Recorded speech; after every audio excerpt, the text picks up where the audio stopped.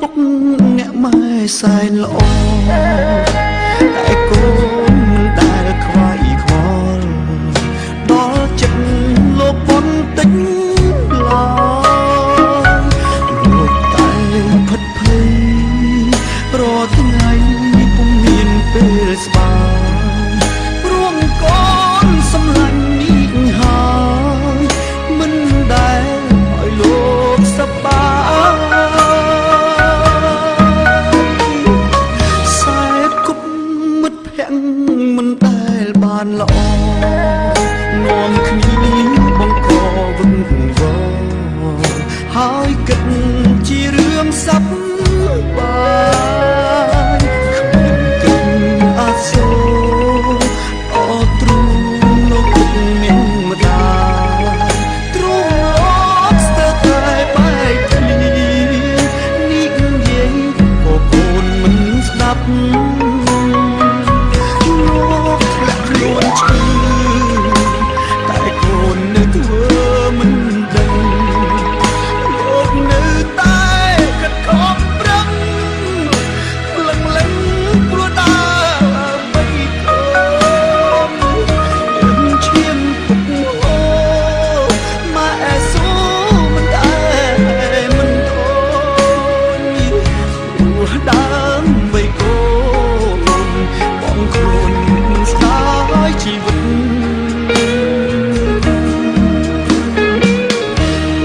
រំភ្ញាក់ខ្លួនស្ទើរតែរួងពេលលោកឈឺគេនឹងកន់ពេលសល់ពេលប៉ុន្មានទៀតទៅកូនចង់មើលថែជុំពេលដែលដើរខំផ្លូវសន្យាពីថ្ងៃនេះទៅកូននឹងថែលោករហូត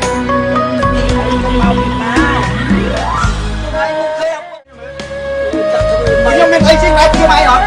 ប៉ុន្តែមកជិះកន្ទុយល្អប៉ុណ្ណាមកជិះខ្លួនឈឺតែកូននៅធ្វើមិនដឹងលោកនៅតែគិតខំប្រឹងលឹងលឹងព្រោះដើរបីកូនយើងឈាមពុកអូម៉ែស៊ូមិនដែរមិនតូនព្រោះដើរបីកូនបងខ្លួនស្ដាយជីវិត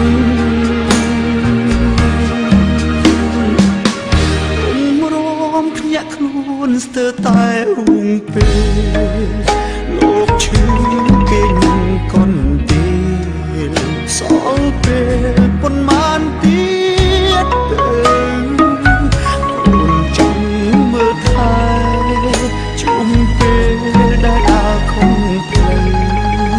សន្យាពីថ្ងៃនេះទៅកូននឹងថែលោករហូ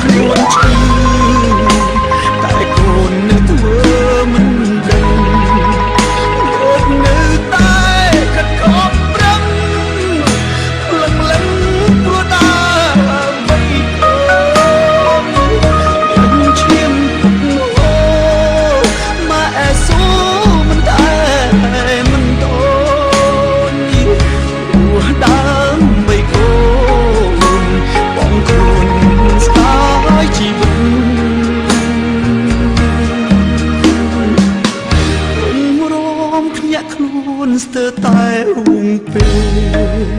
លោកឈឺគេនឹងកន់ពេលសល់